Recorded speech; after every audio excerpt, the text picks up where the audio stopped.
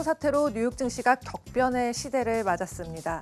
미국 내 코로나19 환자가 30만 명을 넘어서면서 그 확산세가 수그러들지 않은 가운데 모두가 혼란을 겪고 있는데요. 공포에 사서 환희에 팔라는 증권가의 명언도 있지만 실로 미국은 코로나19 사태 이후로 가장 험난한 한 주를 보내고 있습니다.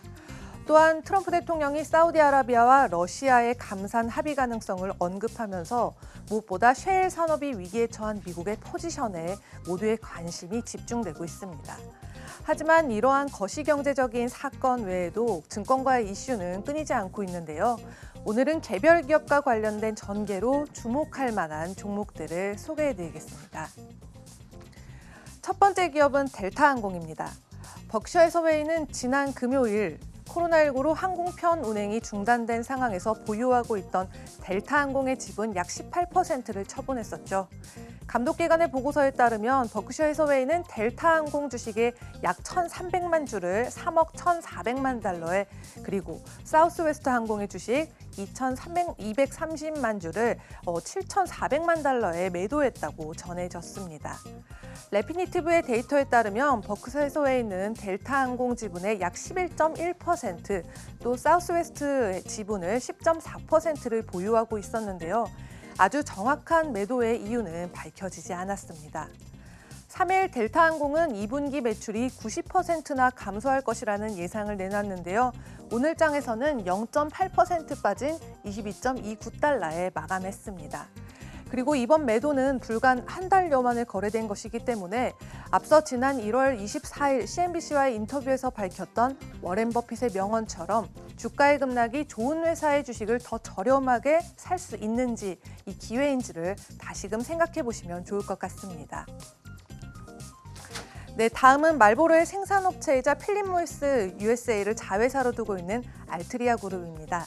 알트리아는 128억 달러로 진행한 줄랩스의 지분 매입을 철회하려는 연방거래위원회와의 고소로 압박을 받고 있는 상황인데요. 연방거래위원회는 알트리아가 2018년 가을 전자담배 시장에서 철수한 것은 바로 경쟁업체인 줄랩스와의 비밀리에 합의에 대해서 이뤄진 것이라는 주요 쟁점을 공개했습니다.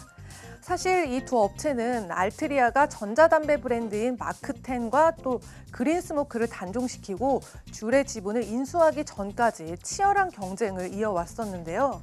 알트리아는 이미 줄랩스의 지분을 2번에 걸쳐서 감가상각 처리했고요. 전자담배의 건강 유해성으로 규제 단속이 시작된 올해 1월에는 35%의 지분 가치를 42억 달러까지 축소한 바가 있습니다. 그래서 이번 규제 조치로 알트리아의 가치는 금년 들어서만 해도 25% 하락했고요. 오늘 장에서는 0.94% 하락한 37.07달러에 마감했습니다. 네, 마지막 종목입니다. 청바지의 대명사인 리바이스인데요. 리바이스는 1853년 설립된 이후에 뉴욕 증시에는 1971년에 데뷔를 했었는데요. 실적 악화를 겪으면서 1985년에 다시 비상장 업체로 전환을 했지만 그리고 다시 무려 34년 만에 기업 공개를 결정했습니다.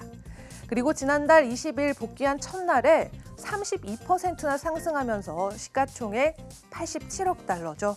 그러니까 우리 돈으로 약 9조 8,200억 원을 기록했습니다. 그리고 리바이스의 매출은 지난해 1월부터 11월 25일까지 58억 달러로 전년 동기 49억 달러에서 15.5%가 증가했는데요.